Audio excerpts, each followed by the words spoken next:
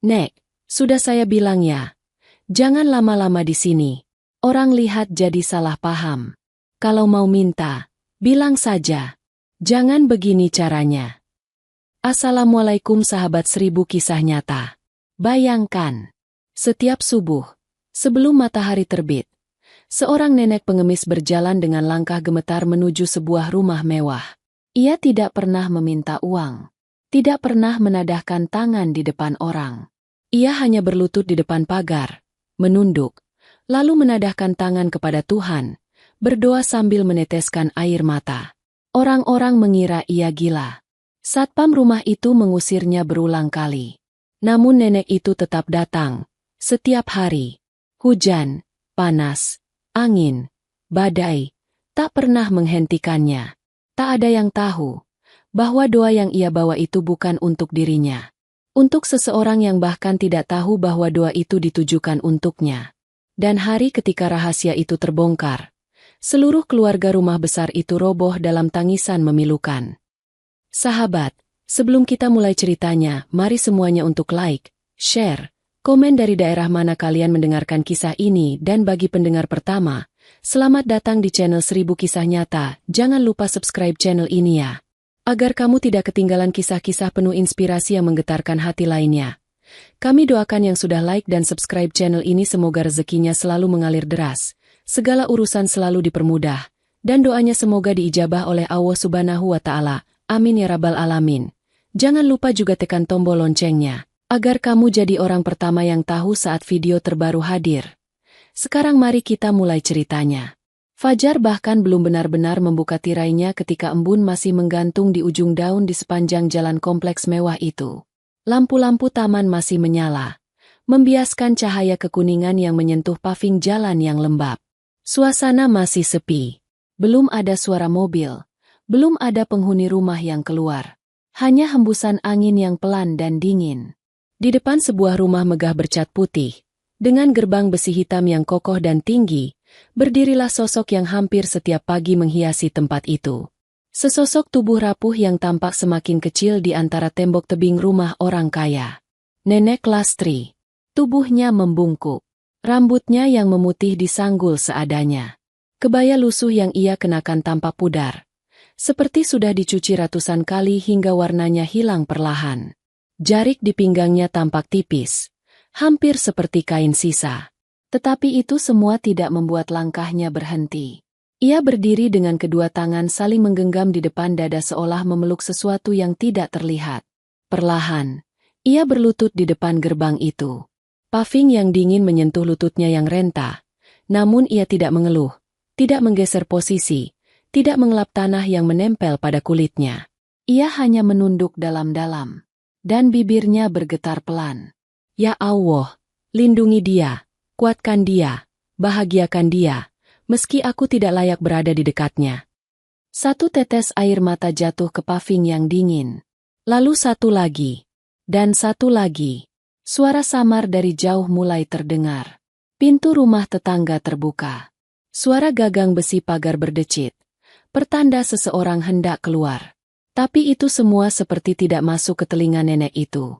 Doanya seolah membentuk dinding tersendiri, mengurungnya dalam ruang yang hanya ada ia dan langit yang belum sempurna terang. Beberapa warga yang mulai beraktivitas berhenti sejenak melihatnya. Mulai lagi dia. Bisik seorang ibu sambil menggulung lengan baju tidurnya. Heran, ngapain setiap hari di situ? Seorang bapak yang sedang memanaskan motor menggeleng kecil. Ada yang hanya melihat sekilas lalu berlalu. Tapi ada juga yang sengaja memperlambat langkah, berharap melihat sesuatu yang berbeda dari nenek itu, meski setiap hari pemandangannya sama. Nenek itu tidak pernah mengulurkan tangan, tidak pernah menengadah meminta uang, tidak pernah menatap siapapun. Ia hanya datang, berlutut, dan pergi sebelum jam 7. Satpam rumah mewah itu, seorang pria bernama Roni, sudah tahu betul pola itu, dan sudah berlangsung selama beberapa bulan terakhir. Ia juga yang paling sering menghadapi tatapan warga yang menuduh rumah majikannya pelit, karena membiarkan seorang nenek berlutut di depan gerbang. Pagi itu, seperti biasa, ia menyeruput kopinya sambil memandangi nenek itu dari dalam pos kecil. Wajahnya tampak gusar, Bukan karena benci, tapi karena takut kena marah. Tuan Adiguna, pemilik rumah mewah itu, pernah berpesan agar depan rumah selalu bersih, tertib, dan tidak menjadi bahan gosip warga. Dan sosok nenek tua itu, tanpa ia inginkan, telah menjadi bahan perbincangan orang sekampung. Roni meletakkan gelas kopinya, berdiri, lalu berjalan keluar pos. Langkahnya tegas. Suara sepatunya terdengar jelas di pagi yang sunyi itu. Nek! Ia bersuara pelan tapi tegas. Nenek Lastri perlahan mengangkat wajahnya, tetapi tidak menatap langsung. Hanya mengalihkan sedikit pandangan, seolah menunggu kalimat berikutnya. Nek, sudah saya bilang ya, jangan lama-lama di sini. Orang lihat jadi salah paham. Kalau mau minta, bilang saja. Jangan begini caranya. Nenek Lastri menggeleng. Gerakannya sangat halus, hampir seperti daun kering yang bergerak karena angin. Aku tidak datang untuk meminta. Nak. Suara itu lirih. Tapi justru karena lirih, Roni merasa seperti ditempeleng kata-kata yang tidak ingin ia dengar. Nek. Ia mengusap wajahnya. Tampak letih. Yang penting jangan lewat jam 7. Tolong. Nek. Saya juga yang disalahkan kalau terjadi apa-apa. Nenek Lastri mengangguk pelan. Lalu menunduk kembali. Roni kembali ke posnya sambil menghela napas panjang. Ia ingin mengusir nenek itu setiap hari. Tapi entah kenapa di dalam hatinya ada perasaan aneh. Seperti ada sesuatu yang tidak benar dari cara ia memperlakukannya. Namun ia tidak tahu apa. Matahari mulai muncul. Embun mulai mengering. Suara kendaraan mulai ramai dari jalan besar. Satu persatu warga mulai berangkat kerja. Dan seperti biasa, tepat saat jarum jam hampir menyentuh angka 7, Nenek Lastri mengusap air mata di pipinya, berdiri perlahan, menunduk terakhir kali pada gerbang itu, lalu melangkah pergi dengan tubuh yang lebih lelah dari sebelumnya. Ia berjalan melewati taman kecil, melewati barisan pohon flamboyan, lalu menghilang di tikungan. Beberapa warga yang melihatnya pergi hanya mengangguk kecil. Dia pulang lagi. Besok datang lagi pasti. Saya heran apa maunya. Tak ada yang benar-benar ingin mencari tahu. Dunia terlalu sibuk, dan doa seorang nenek yang tidak meminta apapun dianggap bukan sesuatu yang patut diperhatikan. Namun apa yang mereka lihat setiap hari itu hanyalah permukaan kecil dari sesuatu yang jauh lebih besar. Sesuatu yang sudah tersimpan selama puluhan tahun, terlindung oleh diam yang panjang. Di tengah kota, jauh dari rumah besar itu, sebuah kontrakan tua berdiri di gang kecil yang becek. Dindingnya retak, catnya mengelupas, atapnya bocor. Beberapa anak kecil berlarian sambil tertawa, tidak peduli bahwa lorong itu sempit dan licin. Di salah satu kamar kontrakan itu, Nenek Lastri duduk di tepi kasur tipisnya. Tangannya gemetar ketika membuka selendang kusamnya, lalu merogoh saku dalam kebayanya. Ia mengeluarkan sebuah dompet kecil yang sudah hampir hancur, lalu menarik satu-satunya benda berharga yang pernah ia simpan selama puluhan tahun. Secarik foto. Foto yang menguning, pinggirannya sobek, warnanya pudar. Tetapi seseorang di foto itu tidak pernah hilang dari ingatan nenek itu. Ia mengusap pinggiran foto dengan ibu jarinya. Seperti membelai. Berbisik lirih. Maafkan aku cuma punya cara ini. Air mata jatuh lagi, seperti hujan kecil yang tidak pernah hentinya turun. Nenek Lastri menempelkan foto itu ke dadanya, memejamkan mata, dan menarik napas panjang seolah mengembalikan kekuatan yang hilang. Setiap pagi ia datang ke gerbang itu bukan untuk meminta. Bukan untuk mengemis. Bukan untuk mendapatkan belas kasihan. Ia datang untuk hal yang jauh lebih dalam. Sebuah penyesalan yang tak pernah ia lepaskan. Sebuah cinta yang tidak pernah ia miliki lagi sejak puluhan tahun lalu. Sebuah doa yang setiap hari ia titipkan kepada Allah agar sampai kepada seseorang yang ia tidak berani temui. Seseorang yang ia panggil dengan sangat pelan dalam hatinya. Seseorang yang kini tinggal di rumah megah itu dengan keluarga yang ia tidak pernah tahu. Seseorang yang lahir dari rahimnya sendiri. Waktu terus berjalan. Hari berganti hari. Namun sesuatu berubah pada suatu pagi yang cerah. Di saat daun-daun bergoyang lembut tertiup angin. Sebuah mobil hitam berhenti perlahan di depan gerbang rumah mewah itu. Roni yang sedang menyapu halaman depan langsung menghampiri. Matanya melebar ketika melihat siapa yang turun dari mobil. Seorang gadis muda dengan rambut panjang tergerai, mengenakan tas besar di bahu dan koper di tangan. Wajahnya cantik, matanya jernih, dan senyumnya membuat udara pagi terasa lebih hangat. Itu Nadine, putri tunggal keluarga itu. Baru pulang setelah bertahun-tahun belajar di luar negeri. Namun sebelum pintu mobil tertutup, sebelum ia sempat memanggil ibunya yang berjalan cepat keluar rumah sambil tersenyum lebar, perhatian Nadine tertancap pada satu sosok yang berdiri tidak jauh dari sana. Seorang nenek, berpakaian lusuh, menunduk, bergetar, menangis. Nenek itu memeluk selendangnya seolah sedang memeluk seseorang yang tidak berada di sana. Nadine membeku. Ia tidak bisa memalingkan pandangan. Ada sesuatu yang langsung menusuk dadanya. Siapa nenek itu? Bisiknya pelan, lebih kepada dirinya sendiri. Dari pos, Roni segera berlari tergesa. Wajahnya panik karena situasi itu tidak pernah terjadi sebelumnya. Biasanya, nenek itu sudah pergi sebelum keluarga tersebut keluar rumah. Tapi hari ini ia masih di sana. Ia mendekati nenek itu, membungkuk sedikit, dan berbisik keras. "Nek, minggir cepat. Anak majikan pulang. Jangan di sini." Nenek Lastri terkejut. Buru-buru berdiri.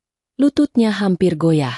Ia menunduk lebih dalam, menjauh perlahan. Namun sebelum ia benar-benar mundur, mata Nadine menangkap sesuatu. Air mata yang jatuh dari wajah nenek itu. Air mata yang tidak seperti air mata seorang pengemis yang berharap diberi uang. Air mata itu lain. Air mata itu seperti menyimpan cerita yang jauh lebih berat daripada sekadar lapar dan miskin. Nadine terus memperhatikan hingga tubuh nenek itu berjalan menjauh dan akhirnya menghilang di balik deretan pohon flamboyan. Hatinya terasa aneh. Saat itu ia belum tahu mengapa. Ia hanya merasa ada sesuatu yang sedang memanggil namanya. Pelan sekali tetapi jelas. Dan pagi itu, tanpa ia sadar, langkah kecil seorang nenek renta sedang membuka pintu masa lalu yang selama ini terkunci rapat oleh diam, rahasia, dan doa yang tidak pernah berhenti. Pagi pertama setelah Nadine pulang dari luar negeri seharusnya terasa biasa saja. Suara burung, aroma bunga dari taman depan, dan cahaya matahari yang menelusup dari celah tirai kamar seharusnya cukup untuk membuatnya tersenyum. Namun pagi itu terasa berbeda sejak ia melihat nenek lusuh yang menangis di depan gerbang. Ada semacam bayangan halus yang mengikuti langkahnya sejak tadi malam. Seperti ada sesuatu yang belum selesai, sesuatu yang menunggu untuk ditemukan. Setelah mandi dan mengenakan pakaian santai, Nadine turun ke ruang makan. Ibunya, Bu Marini, sedang menuang teh panas ke dalam cangkir putih. "Nak, sarapan dulu." Senyum ibunya hangat, penuh rasa rindu. Nadine duduk, mengambil selembar roti. Namun pikirannya tidak sepenuhnya ada di meja makan. "Bu." Ia membuka percakapan perlahan. Di depan gerbang tadi pagi, ada nenek tua. Dia selalu datang ke situ ya? Suara piring yang disentuh sendok berhenti sejenak. Hanya sedetik, tapi cukup bagi Nadine untuk menyadari bahwa topik itu bukan hal biasa. Ibunya kembali tersenyum, tapi kali ini senyumnya kaku. "Oh, itu. Ya. Dia kadang muncul. Biasa saja. Jangan dipikirkan." "Biasa saja bagaimana, Bu?" Nada suara Nadine tidak keras, tapi penuh tanya. Dia tidak seperti pengemis lainnya. Dia menangis. Dia berlutut. Bu Marini menghela napas, mencoba terlihat santai. "Nadine, di dunia ini banyak orang aneh. Jangan terlalu diambil hati. Sudah. Makan dulu." Jawaban itu jelas menghindar. Dan Nadine tahu ibunya tidak sedang jujur. Ia mengenal ibunya. Bila ada sesuatu yang mengganggunya, ia pasti terlihat. Dan barusan, matanya jelas memendam sesuatu. Setelah sarapan, Nadine berjalan keluar rumah, ingin menghirup udara pagi dan melihat kembali gerbang dari dekat. Paving halaman rumah terasa hangat di telapak kakinya meski matahari baru naik beberapa jengkal. Ia berjalan pelan, memperhatikan setiap sudut halaman seolah sedang melihat rumahnya sendiri untuk pertama kali. Ia berhenti tepat di depan pintu gerbang. Pegangan besinya hitam mengilap, tapi dingin saat disentuh. Dari balik selap pagar, ia melihat jalan kompleks yang lengang. Tidak ada nenek itu. Tidak ada siapapun. Hanya bekas air yang entah berasal dari embun. Atau air mata? Dia tadi di sini. Nadine berbisik pelan. Ia membayangkan wajah nenek itu. Keriput halus di pipinya. Tatapan sedih tapi lembut. Cara ia memeluk selendangnya. Seperti memegang sesuatu yang tidak boleh lepas. Nadine menggigit bibirnya pelan. Kenapa seseorang datang setiap hari hanya untuk berlutut di depan pagar rumah orang lain? Untuk apa? Mencari siapa? Ia memiringkan wajahnya ke atas. Menatap jendela lantai 2 rumahnya. Jendela dengan tirai tipis putih yang tertutup rapat. Jendela yang tadi pagi sempat dilirik oleh nenek itu sebelum pergi. Ada sesuatu pada jendela itu. Ada sesuatu yang ditinggalkan masa lalu. Dan Nadine merasakannya tanpa mengerti alasannya. Hari itu berlalu seperti biasanya. Nadine berbincang dengan ayah dan ibunya, menata ulang kamarnya, bahkan membantu pembantu menata bunga di taman. Namun sepanjang hari, bayangan nenek itu terus menempel di pikirannya, menolak untuk hilang. Menjelang sore, ketika matahari mulai turun, Nadine duduk di balkon lantai 2 sambil menikmati udara hangat. Dari sana, ia bisa melihat gerbang rumah dengan jelas.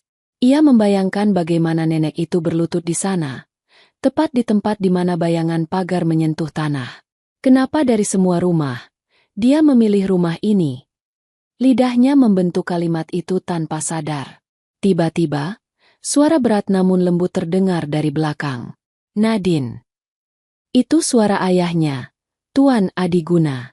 Ia berdiri di ambang pintu balkon, mengenakan kemeja putih dengan lengan digulung. Wajahnya terlihat lebih lelah dibanding saat terakhir kali Nadine melihatnya beberapa tahun lalu.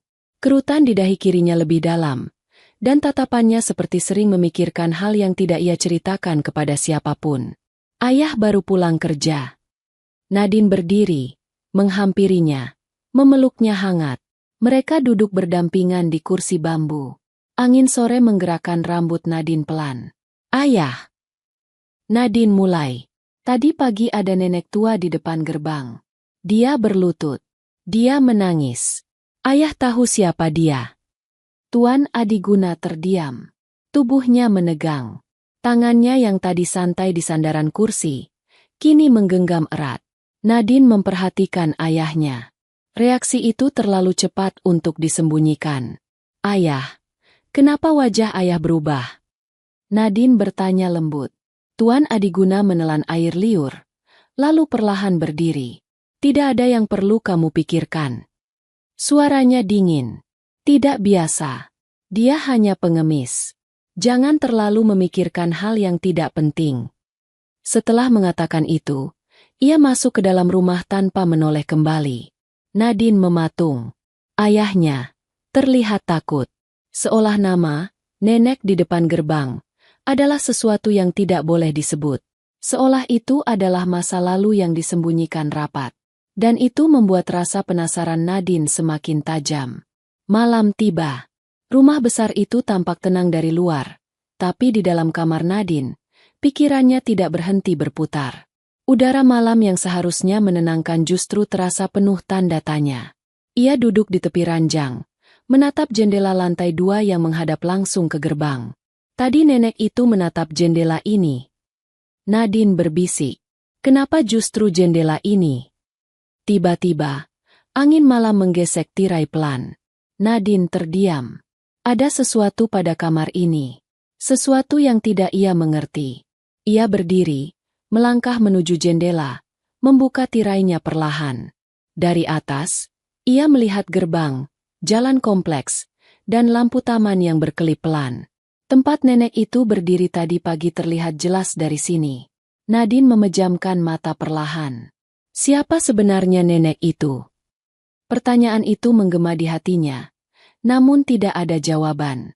Keesokan paginya, sebelum cahaya benar-benar muncul, Nadine bangun lebih cepat dari biasanya. Ia turun perlahan, membuka pintu depan, dan melangkah ke teras. Udara subuh menyentuh kulitnya. Dingin, tenang, tapi hatinya tidak tenang. Karena tepat di depan gerbang, sosok itu sudah berdiri di sana. Nenek Lastri. Tubuhnya membungkuk, tangannya menggenggam selendang, dan air mata mengalir pelan di pipinya. Seolah nada-nada pagi, angin, bahkan cahaya subuh pun tunduk pada kesedihannya. Nadine menahan napas. Ia tidak bergerak, hanya memperhatikan. Untuk pertama kalinya, ia melihat bagaimana doa itu diucapkan. Bagaimana tubuh renta itu bergetar dalam ketulusan yang tidak bisa ditebak oleh orang yang hanya melihat sekilas. Dan pada saat itu, tanpa ia sadari, hatinya perlahan mulai tertarik masuk ke dalam rahasia yang selama ini hanya diketahui oleh sebongkah foto kusam di saku seorang nenek renta. Rahasia yang akan mengubah hidup seluruh keluarga itu. Dan semuanya dimulai dari satu doa, satu air mata, dan satu jendela lantai 2. Subuh itu terasa lebih dingin dari biasanya. Awan gelap menggumpal seperti kabut tebal yang menyelimuti langit. Udara lembab membuat daun-daun bergetar pelan. Dan aroma hujan yang belum jatuh memenuhi seluruh perumahan mewah itu. Di depan gerbang rumah Tuan Adiguna, Nenek Lastri kembali berdiri dengan tubuh kecilnya yang rapuh. Tangannya menggenggam selendang lusuh seperti menggenggam harapan terakhir. Udara dingin membuat bahunya bergetar. Namun ia tetap memejamkan mata, mengetuk-ngetuk dada dengan irama pelan sebelum berlutut. Ya Allah, lindungi dia, dan jangan jadikan aku lagi sebagai beban hidupnya.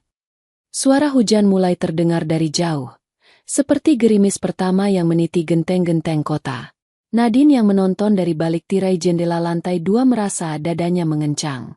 Pemandangan itu terlalu memilukan untuk seseorang yang tidak meminta apapun. Sebelum ia sadar, kakinya sudah melangkah menjauhi ranjang. Tangannya menarik pintu, menuruni tangga cepat-cepat, lalu berjalan menuju teras tanpa memikirkan apakah pintunya berbunyi atau tidak. Ketika ia membuka pintu depan, percikan gerimis pertama menyentuh kulitnya. Hujan turun perlahan namun pasti, membasahi daun, pagar, dan tubuh Nenek Lastri yang masih berlutut di depan gerbang. Rambutnya yang memutih basah, selendangnya menempel di tubuh, dan air mata yang jatuh bercampur dengan air hujan. Nadine mengangkat tangan, menutupi mulutnya yang mulai bergetar. Pemandangan itu seperti merobek hatinya.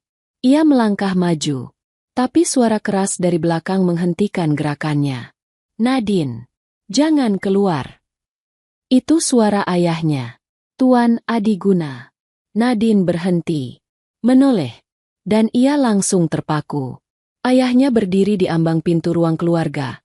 Wajahnya pucat. Matanya melebar seperti melihat sesuatu yang tidak boleh ia lihat.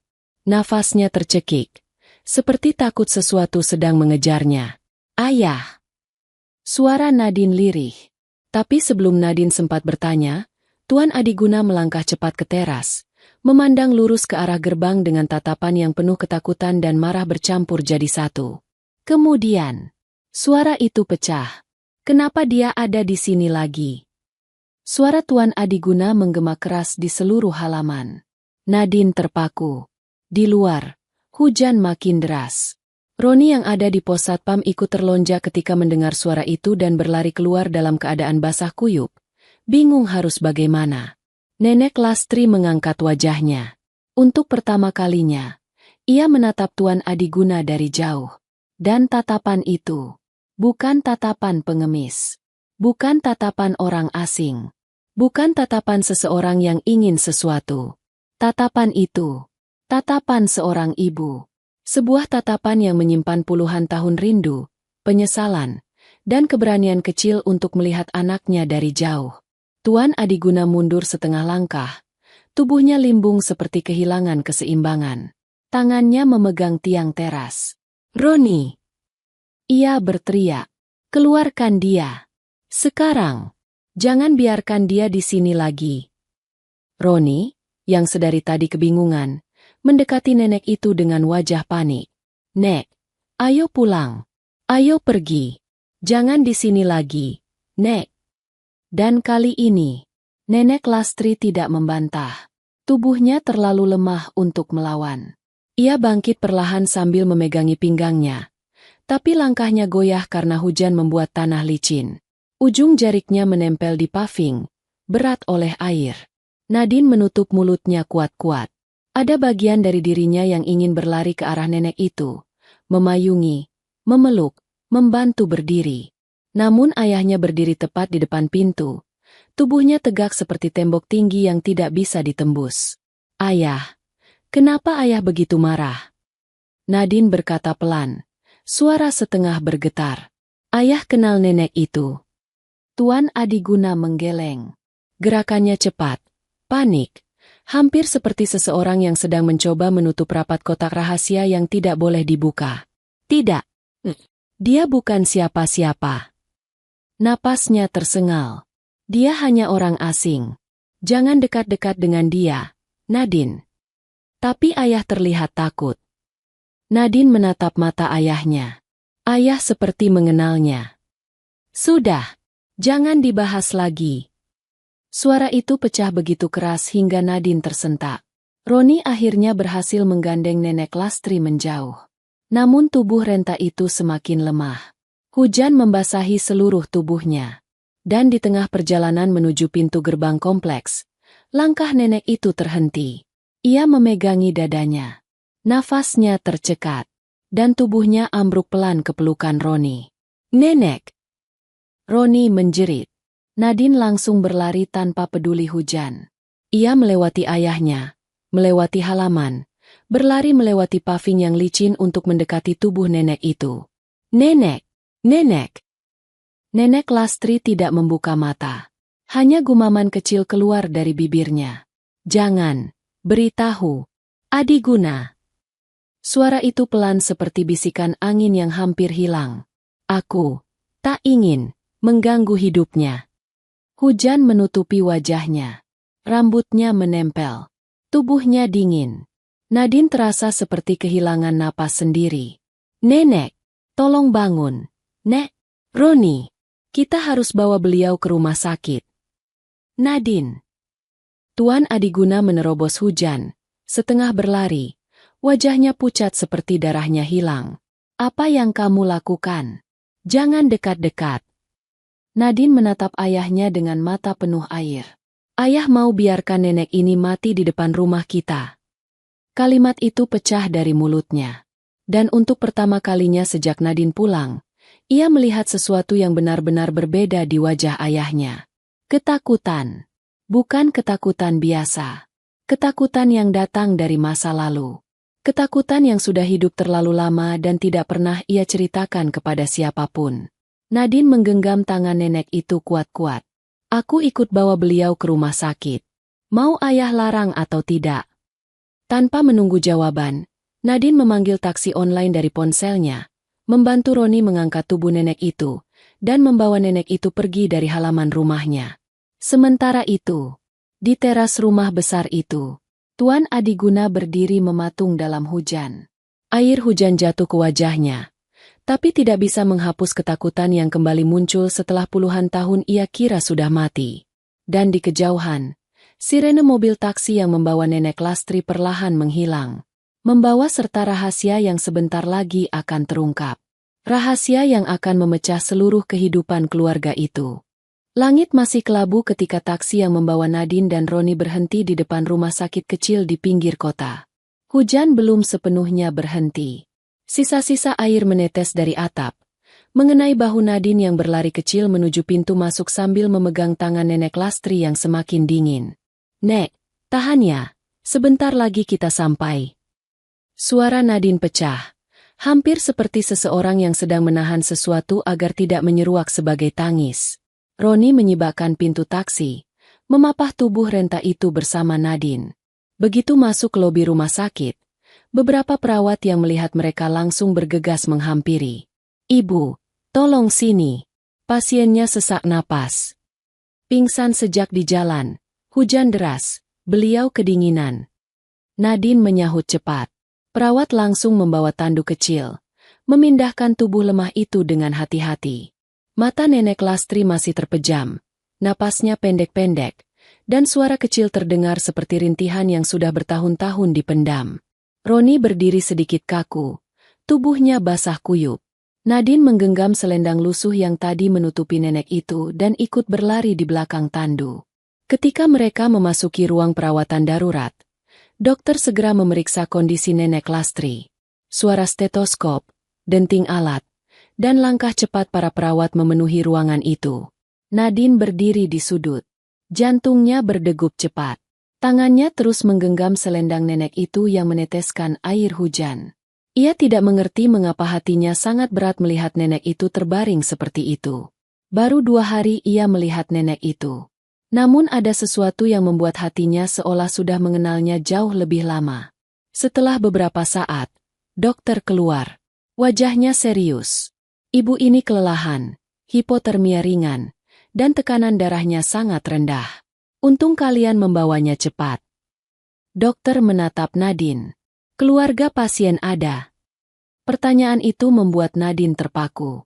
Ia membuka mulutnya, tapi tidak ada jawaban. Ia bahkan tidak tahu nama lengkap nenek itu, apalagi keluarganya.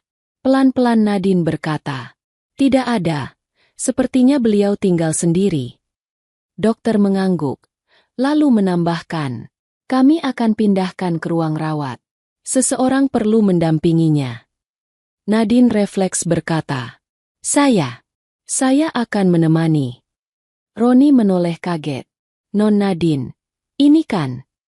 Nadine hanya menggeleng. "Roni, kalau bukan kita, siapa lagi? Nenek ini sendirian." Tidak ada yang bisa membantah setelah kalimat itu. Beberapa menit kemudian, tubuh nenek Lastri telah dipindah ke kamar rawat kecil bernomor 204. Ruangan sederhana dengan ket putih, meja kecil di samping ranjang, dan kursi kayu yang mulai pudar warnanya. Nadine duduk di sebelah ranjang. Ia menggenggam tangan nenek itu perlahan. Jari-jari nenek itu kurus, kulitnya tipis, dingin seperti kaca yang belum disentuh matahari. Hening menyelimuti ruangan itu, kecuali suara rintik hujan yang menetes dari luar jendela. Setelah cukup lama, tubuh nenek Lastri bergerak sedikit. Kelopak matanya bergetar. Nadine mendekat hampir meletakkan wajahnya di depan wajah nenek itu. "Nek, aku Nadine. Kita sudah di rumah sakit. Nenek tidak apa-apa sekarang." Kelopak mata itu perlahan terbuka. Tapi pandangan nenek itu tidak langsung fokus. Seolah ia tidak melihat Nadine, tetapi melihat sosok lain di baliknya. "N.A." Suara itu seperti angin yang lewat. Nadine mengerutkan kening. "Nek, apa nenek mau bilang sesuatu?" Nenek Lastri menatap langit-langit kamar. Air mata jatuh perlahan dari sudut matanya. Ya, minta maaf."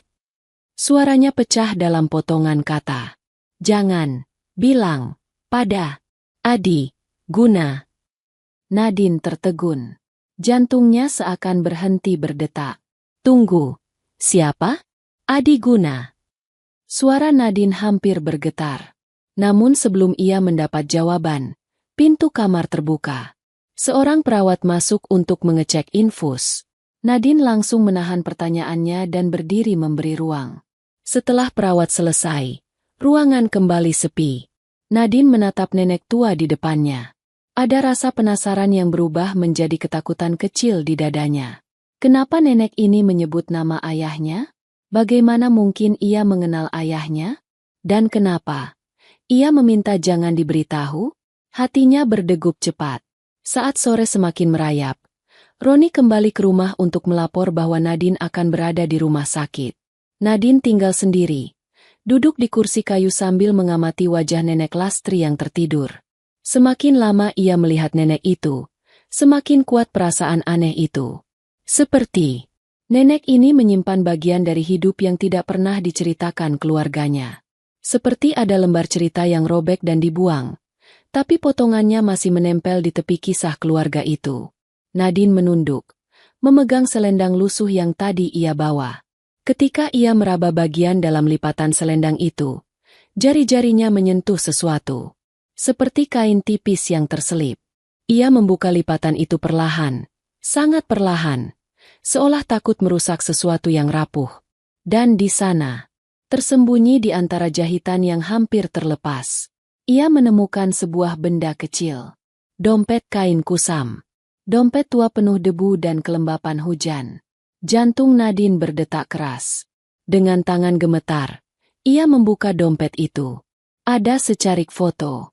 Kertasnya menguning. Pinggirannya robek kecil.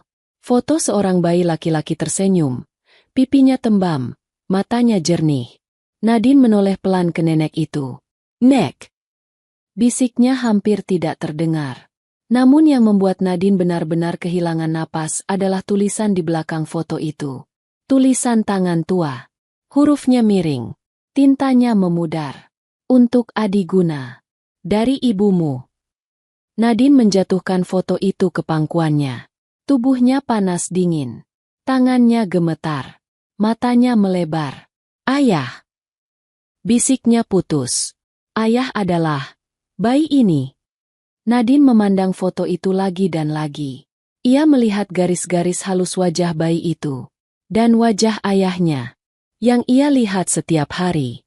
Bentuk alisnya sama. Bentuk bibirnya sama. Bahkan senyumnya pun sama. Ia memejamkan mata. Hatinya terasa seakan sedang jatuh dari tempat tinggi. Nenek ini, ibu kandung ayah. Pertanyaan itu menghujam hatinya. Pertanyaan yang ia tidak tahu apakah ia siap mendengarnya atau tidak. Namun satu hal pasti, apapun kebenarannya, jalan pulang keluarga itu tidak akan sama lagi sejak saat ini. Karena rahasia itu telah terbuka oleh foto yang tersembunyi dalam selendang lusuh seorang nenek. Hujan sudah berhenti menjelang malam. Langit gelap, namun lampu kota memantulkan cahaya lembut ke kaca jendela ruang rawat nomor 204. Suara tetesan air yang masih tersisa di talang terdengar samar, menghantam lantai beton di bawah jendela rumah sakit. Suasana kamar itu begitu sunyi, namun ketegangan seperti bergantung di udara. Nadine duduk di samping ranjang, memandangi foto bayi yang tergeletak di pangkuannya. Foto yang menguning itu seolah membawa sepotong masa lalu yang tidak pernah diceritakan oleh siapapun. Foto itu seakan berbisik keras melalui keheningan. "Untuk Adi Guna. Dari ibumu." Kata-kata itu terus berputar di kepalanya seperti gema yang tidak mau hilang. Setiap ia membaca kembali tulisan itu, rasa tekanan di dadanya semakin berat. Seakan pintu besar yang selama ini dikunci ayahnya perlahan terbuka, memperlihatkan bayang-bayang masa muda yang ia sembunyikan. Nadine mengangkat foto itu, mendekatkan ke lampu meja kecil. Ia membiarkan cahaya lembut memperjelas setiap garis pada foto itu. Sang bayi dalam foto itu tersenyum. Matanya bulat jernih, pipinya tembam. Dan ketika Nadine membandingkan wajah itu dengan wajah ayahnya yang ia kenal, garisnya terlalu mirip untuk dibantah. "Aku harus tahu semuanya." Bisiknya gemetar. Ia menggeser posisi duduk, mendekat ke tubuh nenek tua yang tertidur lemah. Nafas nenek itu cepat dan pendek, namun setiap hembusannya terdengar menyimpan luka bertahun-tahun. Hati Nadine seperti ingin berbisik sesuatu kepada nenek itu, tapi suaranya terhenti ketika ia melihat selendang lusuh yang tadi ia buka. Ada bagian lain dari lipatan yang terlihat tebal, seolah sesuatu disembunyikan di sana. Dengan tangan hati-hati, ia membuka lipatan itu lebih dalam. Sesuatu jatuh ke pangkuannya. Secarik kertas. Kertas tua yang warnanya hampir coklat. Pinggirannya terbakar kecil, seperti pernah dekat dengan api. Ada lipatan-lipatan yang sudah sangat tua. Nadine membeku. Jantungnya berdegup lebih cepat. Ia menarik napas panjang, lalu membuka kertas itu perlahan. Sangat perlahan. Seolah membuka layar masa lalu yang telah terkunci puluhan tahun. Tulisan tangan yang miring tersusun di sana. Tinta sudah memudar, tapi masih bisa dibaca. Nadine membaca baris pertama. "Untuk anakku Adi Guna." Tangannya langsung menutup mulutnya yang hampir berteriak. Sebuah surat. Sebuah pesan lama. Sebuah suara dari masa lalu yang tidak pernah sampai pada tujuannya. Ia mulai membaca pelan-pelan. Suaranya hampir serak. "Maafkan ibu karena tidak bisa membesarkanmu. Maafkan ibu karena membuatmu terluka. Aku tidak pernah menjualmu. Aku tidak pernah ingin berpisah darimu." Air mata Nadine turun tanpa bisa ia tahan. Aku memberi dirimu kepada keluarga kaya itu hanya agar kamu tidak hidup menderita seperti ibu. Mereka memaksa memberi uang. Mereka bilang aku tidak pantas merawatmu. Mereka bilang kamu tidak boleh tinggal di gubuk ibu. Nadine menggenggam ujung surat itu. Tangannya gemetar. Setiap kata terasa seperti melukai hati sendiri. Ibu tidak punya kekuatan untuk melawan. Mereka mengancam. Nadine berhenti membaca. Hatinya bergetar. Mengancam? Mengancam siapa? Apa yang sebenarnya terjadi pada masa kecil ayahnya? Ia kembali membaca. Suara bergetar. Jika aku menolak, mereka bilang kamu akan diambil paksa. Lebih baik ibu melepasmu secara terhormat, daripada kamu diambil dengan kekerasan. Kamu masih bayi. Aku tidak bisa berbuat banyak. Nadine meremas surat itu ke dadanya. Air matanya mengalir deras. Setiap hari sejak saat itu, ibu berdoa agar kamu bahagia, agar kamu sehat, agar kamu tidak lupa bahwa di dunia ini ada seorang perempuan yang sangat mencintaimu, meski tidak berani memelukmu. Nadine berhenti karena suaranya pecah. Ia memejamkan mata dan menahan tangis yang makin berat. Maafkan ibu, anakku. Maafkan ibu. Surat itu berakhir di sana. Tidak ada penjelasan lebih lanjut.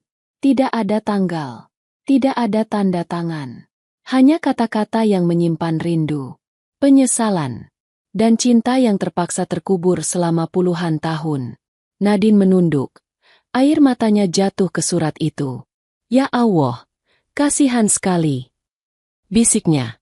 Ia tak tahu berapa lama ia menangis, tapi ketika ia mengangkat kepala, ia melihat pergerakan kecil dari ranjang. Kelopak mata Nenek Lastri perlahan membuka. Nek! Nadine mendekat dengan mata masih basah. Nenek Lastri menatap ke langit-langit kamar.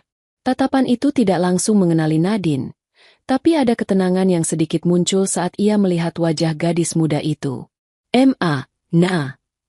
Suara itu gemetar. Aku di sini, Nek. Nadine menggenggam tangan keriput itu. Ini Nadine. Nenek itu mencoba tersenyum tipis. Lalu ia memalingkan wajahnya sedikit, menatap selendang lusuh yang tergeletak di pangkuan Nadine. Aku tidak bermaksud menyusahkan. Suaranya pecah, hampir tidak terdengar. Nenek tidak menyusahkan. Nadine mengusap lembut punggung tangan nenek itu. Aku cuma ingin bantu nenek. Nenek Lastri menutup mata, dan air mata menetes pelan. Jangan, beritahu, Adi. Gumamnya lagi. Nadine menahan napas. Kalimat itu kini terasa jauh lebih berat.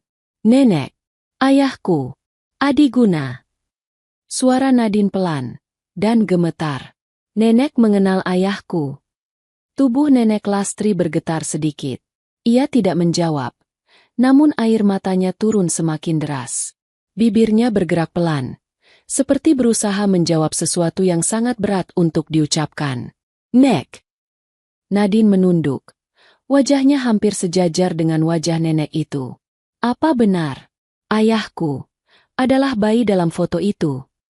Sebuah keheningan panjang menyelimuti kamar itu. Begitu panjang hingga Nadine hampir tidak berani bernapas. Perlahan, sangat perlahan, Nenek Lastri mengangguk. Kecil, namun tegas. Nadine terisak. Nek, kenapa nenek datang ke gerbang rumah kami setiap hari? Tangan Nenek Lastri yang kurus mengusap udara kosong. Lalu ia berkata dengan suara pecah yang membuat ruangan itu terasa runtuh. Agar aku bisa melihat anakku. Ia menarik napas pendek. Setelah puluhan tahun, ibu rindu. Suara itu jatuh seperti pecahan kaca. Nadine tak sanggup menahan air matanya. Ia menggenggam tangan nenek itu erat sekali. Nenek, kenapa tidak bilang dari awal? Nenek Lastri menatap ke arah jendela kamar. Tatapannya kosong namun syarat perasaan. Karena aku tidak pantas. Bisiknya. Nadine menggigit bibir. Hatinya terasa diremas. Aku sudah membuangnya dulu. Nenek Lastri menutup wajahnya dengan tangan gemetar. Aku takut. Dia benci Aku. Nadine menggeleng. Air matanya jatuh ke spray. Ayah tidak tahu yang sebenarnya. Nek. Nenek Lastri kembali menangis. Tubuhnya yang kurus bergetar keras. Suaranya terputus-putus. Aku cuma ingin dia bahagia. Walau bukan denganku. Nadine memeluk nenek itu. Perlahan. Hati-hati. Ia tidak tahu sejak kapan ia menangis begitu keras. Semua emosi bercampur. Sedih, marah, dan kasih yang tiba-tiba muncul begitu besar. Namun di dalam pelukan itu, di tengah tangis Nadine, di tengah suara napas nenek itu yang semakin lemah, Nadine bertekad, ayah harus tahu ini, aku tidak boleh menyembunyikannya. Bisiknya dalam hati, apapun yang terjadi nantinya, apapun reaksi ayahnya, kebenaran ini harus ditemukan. Dan hari itu, di ruang rawat kecil nomor 204, keputusan Nadine untuk membuka rahasia itu menjadi pintu menuju badai besar yang akan mengguncang seluruh keluarganya. Dan semuanya baru saja dimulai. Malam itu rumah keluarga Adiguna terasa lebih sunyi dari biasanya. Lampu-lampu taman sudah dimatikan. Hanya menyisakan cahaya lembut dari lampu teras yang memantul pada dinding rumah megah tersebut. Namun keheningan itu bukan keheningan yang damai. Ada sesuatu yang menggantung di udara, sesuatu yang berat, gelap, dan menyesakkan, seperti ada badai besar yang sedang menunggu saatnya meledak. Di dalam rumah, Tuan Adiguna duduk sendirian di ruang kerja. Lampu meja yang kuning redup menyoroti wajahnya yang tampak pucat dan gelisah. Ia tidak menyentuh berkas-berkas yang terbentang di meja. Tangannya berulang kali meremas rambutnya sendiri. Sejak Nadine pergi ke rumah sakit, hatinya tidak tenang. Setiap detik terasa seperti menunggu sesuatu yang buruk. Bayangan masa lalu yang sudah ia kubur dalam-dalam mulai memanjat keluar dari kuburannya. Ia memejamkan mata. Dan wajah itu muncul lagi. Wajah seorang perempuan dengan selendang lusuh. Memeluk bayi kecil yang menangis di gubuk reot. Sebuah bayangan yang ia benci. Sebuah masa lalu yang ia anggap sebagai luka terbesar hidupnya. Kenapa dia kembali? Bisiknya lirih. Ia memukul meja pelan, menahan sesak yang naik ke tenggorokan. Kenapa dia muncul lagi setelah semua yang aku alami? Tepat saat itu, pintu ruang kerja diketuk. Tuan Adiguna mengangkat kepala. Iya. Suaranya berat. Pintu terbuka perlahan. Nadine masuk. Masih mengenakan baju yang sama saat ia berangkat ke rumah sakit siang tadi. Mata gadis itu bengkak. Pipinya memerah. Dan di tangannya, ada sesuatu yang digenggam erat. Foto bayi yang ia temukan di selendang nenek itu. Melihat wajah putrinya seperti itu, hati Tuan Adiguna mencelos. Ia bangkit. Nadine, kamu dari rumah sakit sampai malam begini. Ayah. Namun Nadine mengangkat tangannya. Menghentikan kata-kata ayahnya. Ayah. Suaranya gemetar. Kita harus bicara. Tuan Adiguna menelan ludah. Ia tahu pembicaraan ini tidak bisa dihindari. Ia tahu sejak pagi tadi, sejak hujan turun, sejak melihat sosok itu lagi. Semua rahasia yang ia tutup rapat sudah tidak bisa ditahan lagi. Nadine mendekat, membuka telapak tangannya pelan. Foto itu terlihat jelas di bawah cahaya lampu. Wajah bayi laki-laki yang tersenyum. Pipinya tembam. Matanya bulat. Dan di balik foto itu, tulisan tangan yang memudar. Saat mata Tuan Adiguna melihat foto itu, tubuhnya gemetar. Ia terpegang pada tepian meja. Kakinya goyah. Ayah kenal foto ini? Tanya Nadine pelan. Hampir seperti memohon jawaban. Tuan Adiguna memejamkan mata. Rasanya dunia runtuh di depan matanya. Nadine. Suaranya pecah. Dari mana kamu dapat itu? Nadine menarik napas berat. Dari selendang nenek yang setiap hari berlutut di depan gerbang rumah kita. Tubuh Tuan Adiguna membeku seperti patung. Wajahnya memutih. Nafasnya tertahan. Nadine melanjutkan. Suaranya pecah tapi jelas. Malam ini, Nenek Lastri di rumah sakit. Dia pingsan karena kehujanan. Dan dia menyebut nama ayah, berkali-kali. Matanya mulai kembali basah. Dia bilang, "Jangan beritahu Adiguna." Nama itu menghantam Tuan Adiguna seperti palu besar. Ia tersandar ke dinding. Nafasnya tersengal. "Ayah!" Nadine mendekat. Siapa sebenarnya nenek itu? Hening panjang. Sangat panjang. Sampai akhirnya, dengan suara yang bergetar, hampir seperti suara anak kecil yang ketakutan, Tuan Adiguna berkata, "Dia adalah perempuan yang membuang ayah." Kata "membuang" keluar dari mulutnya dengan penuh racun, kebencian, dan luka yang belum sembuh. Namun bagi Nadine, kata itu terasa seperti pisau tajam yang menusuk keras di tengah dadanya. Ia menggeleng pelan. Air matanya jatuh. "Ayah salah," bisiknya lirih. "Dia tidak membuang ayah." Tuan Adiguna mengangkat wajahnya cepat. Tatapannya tajam, hampir marah. "Nadine, jangan bela wanita itu. Dia." "Ayah!" Nadine memotong. Suaranya naik karena ia tidak sanggup menahan emosi. "Kuberikan sesuatu untuk ayah baca." Ia mengambil sesuatu dari sakunya. Surat tua yang ia temukan di selendang nenek itu. Ia membuka lipatannya, memperlihatkan tulisan tangan yang sudah memudar. "Ayah harus baca ini." Tuan Adiguna menatap surat itu dengan tubuh gemetar. Tangannya terulur perlahan, seolah takut menyentuh racun. Namun ketika Nadine menaruh surat itu di tangannya, tubuhnya langsung kaku. Ia membuka lipatan itu. Kalimat pertama langsung menghantam dadanya. "Untuk anakku Adiguna." Jari-jarinya gemetar kuat. Matanya membesar. Suara napasnya memburu seperti seseorang yang sedang dikejar sesuatu yang tidak terlihat. Ia membaca baris berikutnya. Dan baris berikutnya. Dan baris berikutnya. Setiap kata terasa seperti batu besar yang menghantam kepalanya. Setiap kalimat membawa kembali semua masa kecil yang ia kira bisa ia hapus. Gubuk reot. Tangis perempuan yang ia kira tidak berarti apa-apa. Teriakan orang-orang kaya yang memaksanya pergi. Dan suara terakhir yang ia dengar pada hari itu.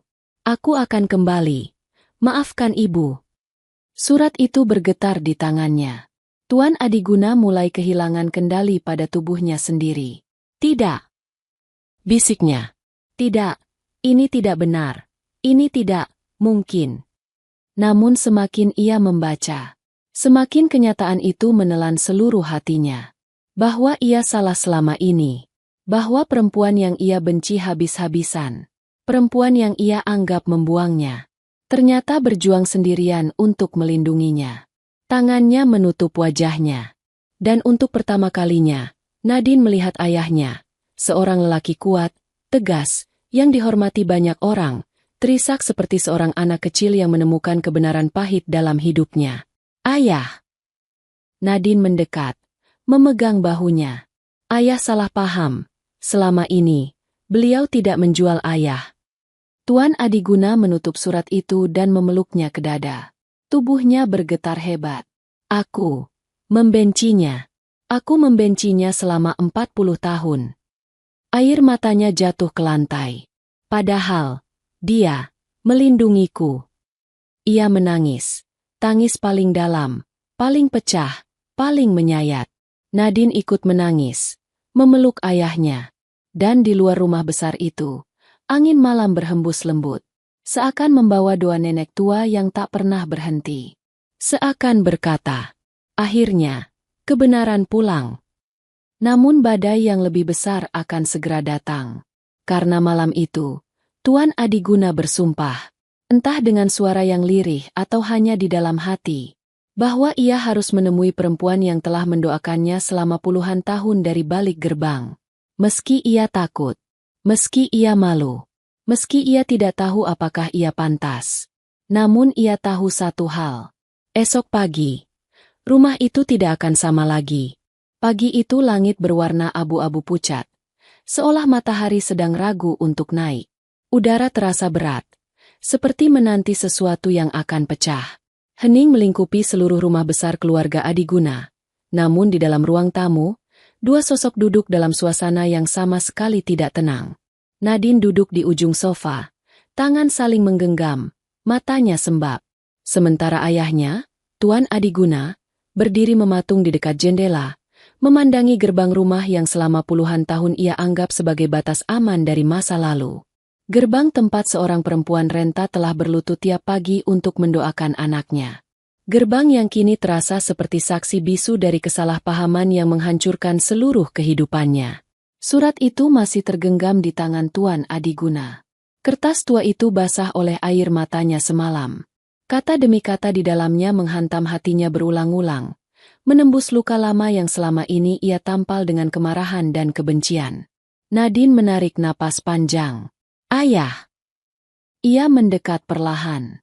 Ayo kita ke rumah sakit. Nenek butuh ayah. Tuan Adiguna menahan napas. Bahunya naik turun tajam. Aku tidak siap. Suaranya bergetar, seperti seseorang yang kehilangan pegangan. Ayah sudah menunggu 40 tahun, ujar Nadine lembut. Berapa lama lagi ayah mau lari? Kalimat itu membuat tubuh Tuan Adiguna seakan lumpuh.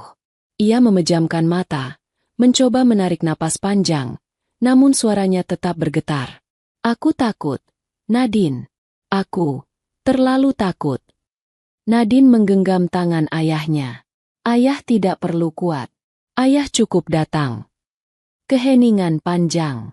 Sebuah keputusan bergantung di udara. Dan akhirnya, dengan langkah tercekat, Tuan Adiguna mengangguk. Hari ini, ayah akan temui dia. Mobil hitam keluarga itu melaju perlahan keluar dari gerbang. Jalan kompleks masih sepi. Beberapa tetangga menoleh. Namun tidak tahu badai apa yang sedang terjadi dalam keluarga itu. Di jok belakang, Nadine memandang ayahnya yang menunduk diam. Matanya merah. Jari-jarinya bergetar di atas lutut. Ia tidak terlihat seperti pengusaha besar yang tajam dan disegani. Tidak ada wibawa itu. Yang terlihat hanyalah seorang anak kecil yang hilang. Seorang anak yang pulang terlambat. Selama perjalanan, tidak ada kata-kata yang keluar dari mulut Tuan Adiguna. Ia hanya memandangi jalanan yang basah akibat hujan semalam. Sesekali ia mengepalkan tangan, seakan menahan sesuatu yang menyesakkan di dadanya. Mau kita berhenti dulu, ya? Tanya Nadine pelan. Ayah, harus sampai, jawabnya pendek. Suaranya pecah. Rumah sakit itu tidak besar, namun cukup tenang pada pagi hari. Saat mobil berhenti di depan pintu masuk, Tuan Adiguna tidak langsung turun.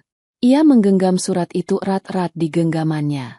Nadine keluar lebih dulu, lalu membukakan pintu ayahnya. Ayah!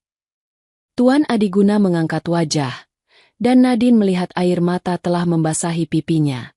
Aku takut dia tidak mau melihatku. Bisiknya lemah. Aku takut. Dia membenciku karena kebencianku selama ini. Nadine meraih tangan ayahnya. Nek Lastri datang setiap pagi hanya untuk melihat ayah dari jauh. Dia tidak pernah membenci ayah. Tubuh Tuan Adiguna runtuh seketika. Ia mengangguk pelan, lalu turun dari mobil. Kakinya gemetar. Napasnya tidak teratur. Langkahnya sangat lambat. Seperti setiap meter terasa berat. Lorong rumah sakit panjang dan sunyi. Bau antiseptik tajam menusuk hidung. Namun justru membuat kepala Tuan Adiguna terasa lebih berat. Setiap langkah menambah degupan jantungnya. Suara mesin infus dan langkah perawat terasa seperti gema dari dunia yang asing. Nadine memegang lengan ayahnya. Kamar 204. Yah, sudah dekat. Beberapa langkah lagi. Hanya beberapa langkah. Namun tiba-tiba kaki Tuan Adiguna berhenti tepat di depan pintu. Tangannya bergetar hebat. Surat di genggamannya hampir jatuh. Aku tidak kuat. Ayah bisa. Nadine mendekatkan suaranya. Dia sudah menunggu ayah selama puluhan tahun. Jangan biarkan dia menunggu lebih lama.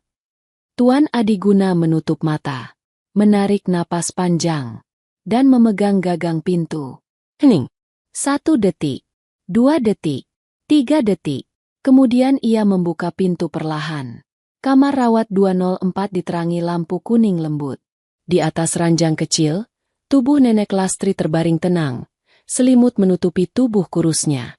Rambut putihnya tergerai sedikit di bantal.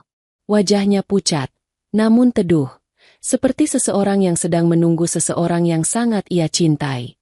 Ketika pintu terbuka, kelopak matanya bergerak sedikit, lalu terbuka perlahan. Tatapan Nenek Lastri pertama kali mencari Nadine. Namun beberapa detik kemudian, matanya bergerak ke arah pintu. Ke arah sosok yang selama ini ia hanya berani lihat dari jauh. Anak yang telah ia doakan setiap subuh. Anak yang ia titipkan pada Allah selama puluhan tahun.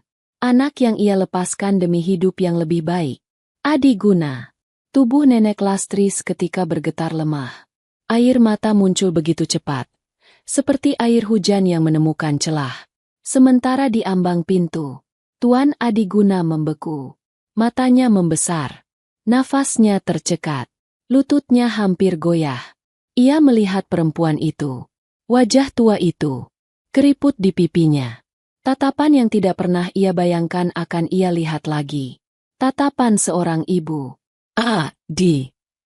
Nenek Lastri memanggil dengan suara pelan yang penuh seluruh usia. Dan di detik itu, seluruh dinding yang dibangun oleh Tuan Adi Guna selama puluhan tahun runtuh dalam sekejap. Surat di tangannya jatuh ke lantai. Tubuhnya merosot perlahan. Air mata membanjiri wajahnya tanpa bisa ia tahan. Ibu. Suaranya pecah, patah, hancur. Ia berlutut di samping ranjang. Seperti seorang anak kecil yang akhirnya pulang setelah tersesat terlalu lama. Tangannya menggenggam tangan kurus Nenek Lastri. Ibu. Tangisnya pecah keras. Aku, pulang. Nenek Lastri menutup mulutnya, menahan tangis yang tidak mampu tubuh tuanya tampung. Tangannya yang gemetar mengelus kepala anaknya. Maafkan ibu. Suara itu sangat pelan. Ibu, tidak pernah berhenti mencintaimu. Tangis Tuan Adi Guna semakin keras. Dan Nadine hanya bisa berdiri di dekat jendela, menutup mulutnya. Air mata mengalir deras melihat dua jiwa yang akhirnya bersatu setelah puluhan tahun terpisah oleh salah paham, ketakutan, dan doa yang tidak pernah berhenti. Pertemuan itu bukan sekadar pertemuan. Itu adalah kepulangan jiwa. Pertemuan kembali darah yang lama terpisah. Jawaban dari doa yang setiap subuh diucapkan oleh seorang ibu. Namun, takdir belum selesai menulis bab terakhirnya. Karena setelah tangis mereda, dokter masuk ke kamar dengan wajah serius, membawa kabar yang akan mematahkan hati keluarga itu sekali lagi. Suasana kamar 204 berubah menjadi sunyi yang rapuh. Tangisan yang barusan pecah antara ibu dan anak perlahan mereda. Namun air mata masih mengalir di pipi mereka. Nadine berdiri beberapa langkah dari ranjang, memeluk dirinya sendiri sambil menatap dua sosok yang akhirnya bersatu kembali setelah puluhan tahun terpisah. Nenek Lastri masih menggenggam tangan Tuan Adi Guna, seolah takut waktu akan merenggut kebersamaan yang baru saja ia dapatkan. Tuan Adi Guna pun tidak melepaskan genggaman itu. Tangannya menekan tangan ibunya, seperti ingin memastikan bahwa ini bukan mimpi. Namun kebahagiaan rapuh itu terhenti saat pintu kamar perlahan terbuka. Seorang dokter masuk, diikuti perawat yang membawa papan catatan. Wajah sang dokter tampak serius, bukan serius biasa, tapi serius yang membawa kabar berat. Nadine langsung tahu. Ia merasakan detak jantungnya turun setengah irama. Dokter mendekat, menatap Tuan Adi Guna dan Nadine dengan mata yang dalam. Maaf mengganggu. Kami perlu bicara mengenai kondisi Ibu Lastri. Tuan Adi Guna mengusap air matanya, mencoba mengendalikan suara. Dokter, bagaimana kondisi ibu saya? Dokter menghela napas perlahan. Ia menatap Nenek Lastri sejenak, lalu kembali menatap Tuan Adi Guna. Kami menemukan beberapa hal saat pemeriksaan lebih lanjut. Suaranya pelan, hati-hati. Tekanan darah beliau sangat rendah, dan jantungnya lemah. Tapi bukan itu yang paling kami khawatirkan. Nadine menelan ludah. Dok, apa maksudnya? Dokter memandang mereka dengan kesedihan yang ditahan-tahan. Beliau mengalami gangguan fungsi organ yang cukup berat, termasuk ginjal yang hampir tidak bekerja optimal. Tubuh beliau terlalu lemah untuk menerima banyak pengobatan. Kamar itu langsung terasa lebih sempit. Tuan Adi Guna menggeleng pelan. Tidak mungkin. Dokter tetap melanjutkan. Pada usia beliau sekarang, ditambah kondisi kesehatan yang tidak stabil, kami hanya bisa melakukan perawatan untuk membuat beliau nyaman. Nadine menutup mulutnya. Bahunya mulai bergetar. Anda maksud, tidak bisa disembuhkan? Suara Nadine pecah. Dokter tidak menjawab dengan kata-kata. Ia hanya menggeleng pelan. Gerakan kecil itu menghantam seluruh ruangan.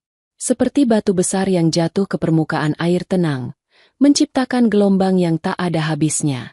Tuan Adiguna memejamkan mata, keras, seolah menahan sesuatu agar tidak meledak. Tidak, dokter pasti salah. Ia hampir memohon. Ada rumah sakit lain, ada dokter lain, saya bisa membayar apapun. Dokter menggeleng lagi, kali ini lebih tegas. Pak Adiguna, ini bukan tentang uang, ini tentang waktu. Kata waktu menggema di kepalanya. Seolah detik-detik yang ia sia-siakan selama puluhan tahun kini menghantamnya sekaligus. Nenek Lastri, yang sejak tadi hanya diam dan memandangi semua percakapan itu, tersenyum tipis. Senyum yang menyayat lebih dalam daripada tangis. Tangis bisa dipahami. Tapi senyum saat menerima kabar berat, itu menghancurkan. Dokter. Nenek Lastri memanggil pelan. Saya tidak apa-apa. Namun suaranya terlalu rapuh untuk meyakinkan siapapun. Tuan Adiguna meraih tangan ibunya lebih erat. Ibu, jangan bicara begitu. Ibu baru saja kembali. Ibu belum tahu banyak hal. Ibu belum. Tubuhnya goyah. Suara tenggelam dalam tangis yang ia tahan dengan segala kekuatan. Ibu, tolong bertahan. Bisiknya lirih. Aku belum menebus apapun. Aku belum meminta maaf. Nenek Lastri tersenyum pelan, mengusap pipi anaknya dengan tangan yang hampir tidak bertenaga. Anakku, selama puluhan tahun, ibu hanya ingin melihatmu bahagia. Itu saja. Suaranya lembut, seperti angin pagi. Sekarang ibu sudah melihatnya. Ibu sudah cukup. Air mata Tuan Adiguna jatuh tanpa bisa ia cegah. Nadine juga tidak bisa menahan lagi. Ia menunduk, menangis dalam diam. Dokter dan perawat mundur perlahan, memberi ruang bagi keluarga itu untuk memproses kabar tersebut. Ketika pintu tertutup kembali, keheningan tebal menyelimuti kamar itu. Hanya suara detak infus yang terdengar. Tit, tit, tit. Detak yang tiba-tiba terdengar seperti penanda waktu yang tak bisa diperpanjang. Beberapa jam berlalu. Sore merayap masuk melalui jendela kamar, menorehkan cahaya jingga di lantai. Nadine membuka jendela sedikit agar udara segar masuk. Biarkan angin masuk. Gumamnya. Nenek pasti suka. Udara lembut masuk ke kamar. Gordon bergerak pelan. Ada ketenangan kecil yang tercipta. Di sisi ranjang, Tuan Adiguna duduk sambil memegang tangan ibunya, tidak pernah melepas. Ia tidak peduli waktu, tidak peduli panggilan kerja, tidak peduli apapun. Selama puluhan tahun ia menjauh.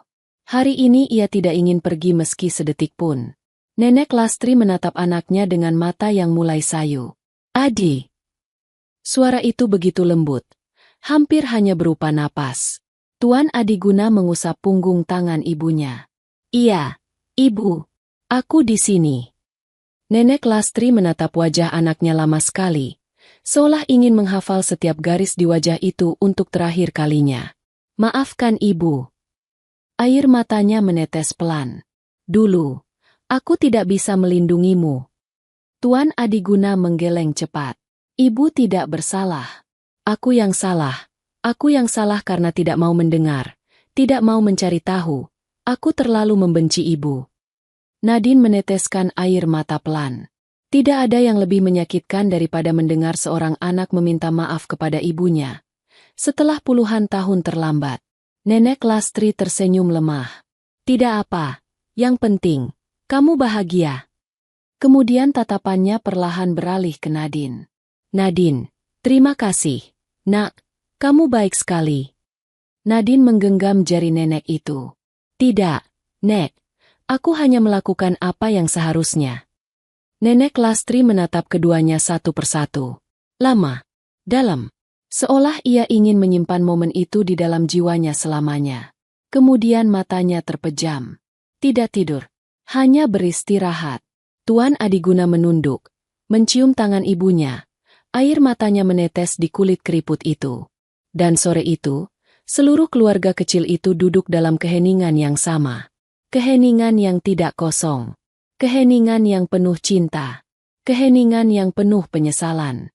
Keheningan yang menyiapkan mereka untuk perpisahan yang tinggal menunggu waktu. Malam turun perlahan di langit kota itu. Lampu-lampu jalan mulai menyala.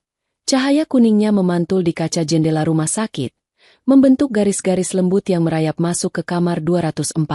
Angin malam membawa udara dingin, namun di dalam ruangan, hawa terasa jauh lebih menggetarkan daripada sekadar dingin. Nenek Lastri terbaring di ranjang. Napasnya lebih pelan daripada sore tadi. Setiap tarikan napas terdengar seperti perjuangan kecil. Namun entah bagaimana, di tengah kelemahan itu masih ada ketenangan yang sulit dijelaskan. Kedua matanya terpejam rapat. Namun garis wajahnya tidak menunjukkan penderitaan. Justru sebaliknya, wajah itu terlihat damai. Seakan beban panjang yang menghantuinya selama puluhan tahun mulai terangkat. Nadine duduk di depan jendela, memandang lampu-lampu kota dari lantai 2 rumah sakit. Cahaya dari luar seperti memantulkan sesuatu di hatinya yang masih penuh sesak. Ia tidak bisa melupakan senyum kecil yang ditinggalkan nenek itu sebelum tertidur. Senyum yang begitu lembut, begitu damai, namun juga mengandung selamat tinggal yang tidak pernah diucapkan. Di sisi ranjang, Tuan Adiguna tidak beranjak 1 inci pun. Kursi rumah sakit yang keras seakan menjadi tempat yang paling nyaman di dunia baginya malam itu. Ia memegang tangan ibunya erat sekali, seolah takut jika ia melepasnya.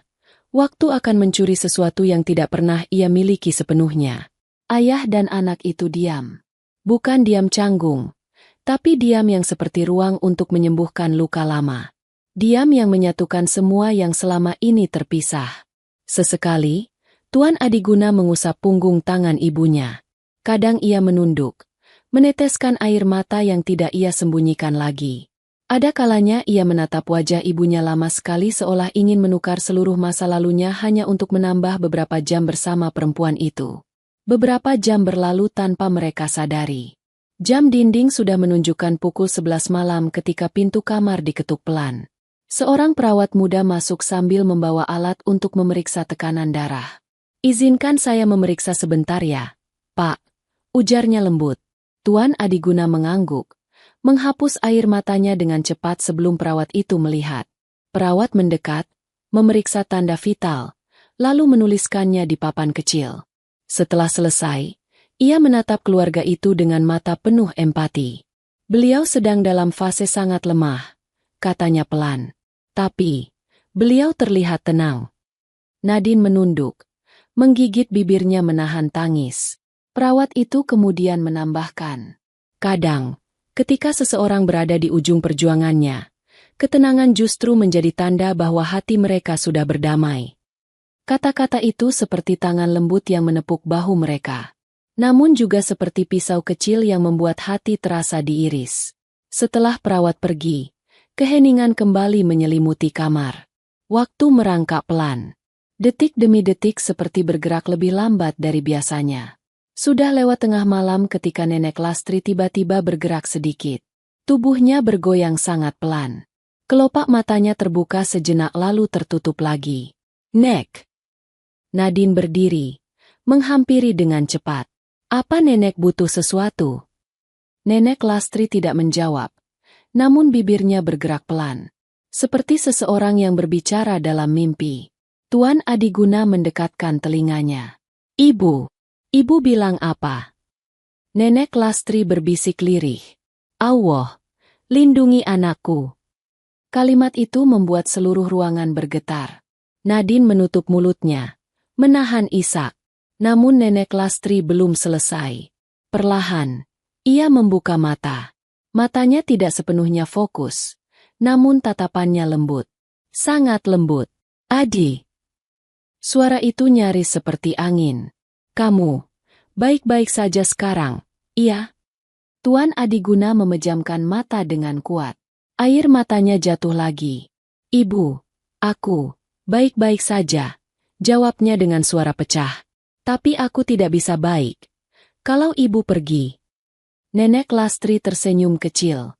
Senyum yang begitu rapuh, namun begitu indah. Ibu selalu di sini. Ia mengangkat tangan lemah itu dan menyentuh dada anaknya. Di hati kamu. Tuan Adiguna menangis tanpa suara. Nenek Lastri menurunkan tangannya. Matanya mulai menutup sedikit demi sedikit. Namun sebelum benar-benar terpejam, bibirnya mengucapkan sesuatu pelan sekali. Saya sudah selesai. Nadine menjerit kecil di dalam hatinya. Belum saatnya. Tetapi tubuh Nenek Lastri semakin tenang. Napasnya sangat lembut, tipis, hampir tidak terdengar.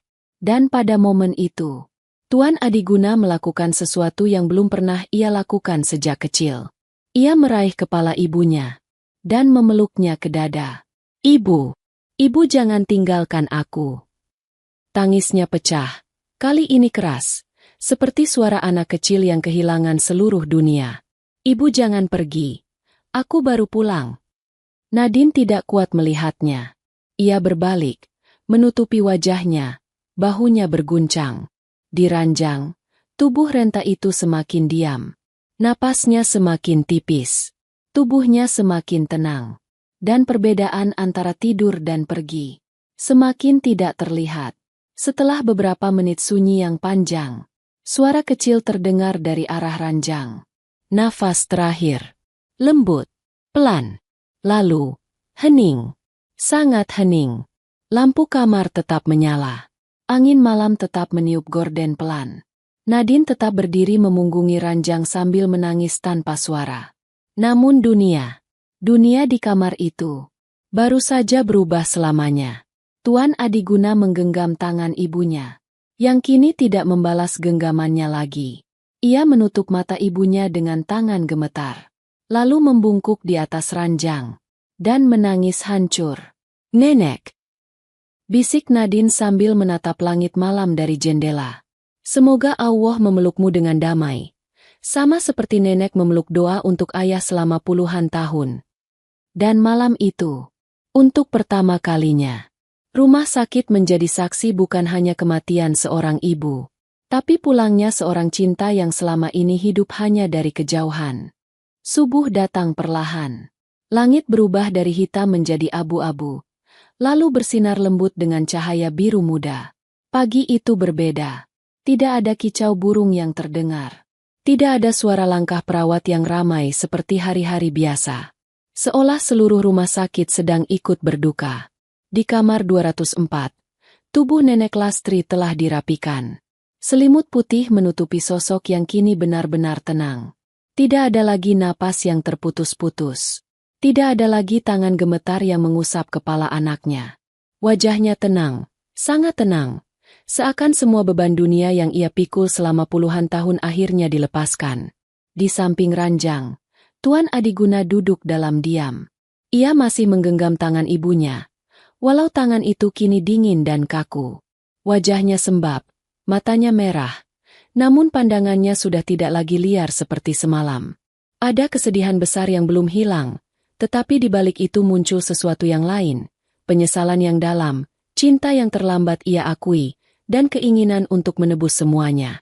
Nadine berdiri tidak jauh dari ayahnya. Ia tidak ingin memutus momen itu. Ia hanya ingin ayahnya memiliki waktu untuk mengucapkan selamat tinggal yang seharusnya sudah ia ucapkan puluhan tahun lalu. Beberapa jam berlalu. Dan akhirnya, perlahan, Tuan Adiguna melepaskan genggaman terakhirnya dari tangan ibunya. Ibu! Bisiknya dengan suara yang sangat pelan. Aku pulang. Tapi kamu harus pergi. Ia menunduk, menempelkan keningnya ke tangan ibunya. Terima kasih. Untuk semua doa. Untuk semua air mata. Untuk semua yang ibu lakukan tanpa aku tahu. Aku tidak akan membiarkan nama ibu hilang lagi. Air matanya jatuh di punggung tangan itu.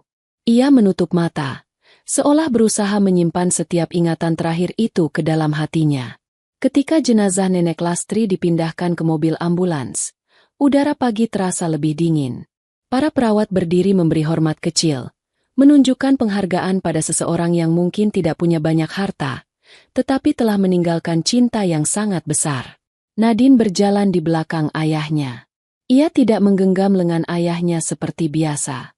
Ia membiarkan ayahnya berjalan sendiri, karena di langkah-langkah itu ada penyesalan yang perlu dilepaskan, ada luka yang perlu disembuhkan.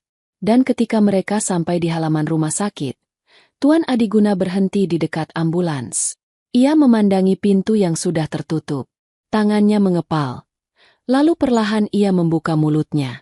"Aku janji, ini terakhir kali ibu pergi sendirian." Nadine menggigit bibirnya, menahan isak. Karena kalimat itu seperti membuka seluruh perjalanan cinta seorang anak yang tidak pernah tahu ibunya masih mendoakannya di balik gerbang rumahnya sendiri. Pemakaman kecil dilakukan di sebuah TPU sederhana. Tidak banyak orang hadir. Hanya Nadine, Tuan Adiguna, Roni, dan beberapa tetangga yang mengenal Nenek Lastri sebagai pengemis tua yang sering lewat pagi-pagi. Namun pagi itu, semua orang terdiam. Cara Tuan Adiguna berdiri di depan makam itu, dengan kepala tertunduk dan tangan menggenggam surat yang ditinggalkan ibunya, membuat siapapun bisa melihat bahwa ini bukan sekadar pemakaman. Ini adalah awal dari takdir yang tertunda. Pertemuan cinta yang terlambat, namun tetap bermakna sepenuh kehidupan.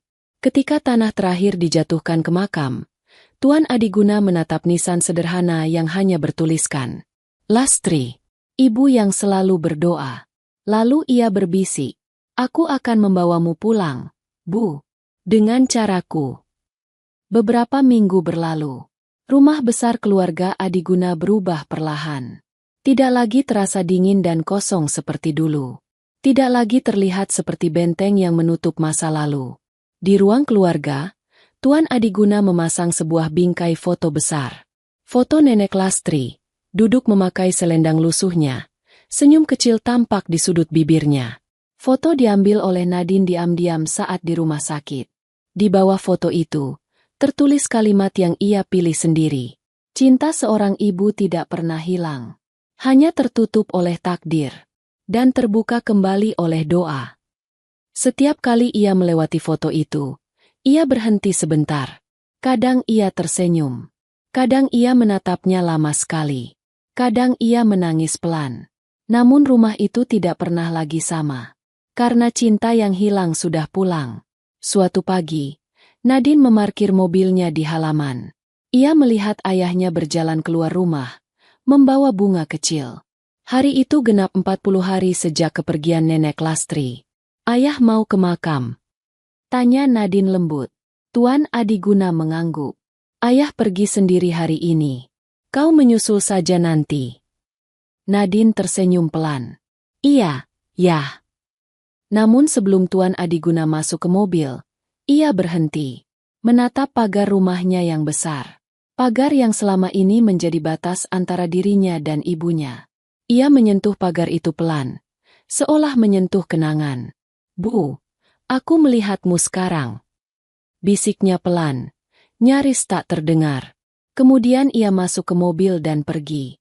Beberapa jam kemudian, Nadine membersihkan meja ruang tamu dan menemukan sesuatu yang membuat hatinya kembali bergetar. Sebuah tas kain kecil berwarna abu-abu. Selendang lusuh milik Nenek Lastri terlipat rapi di dalamnya.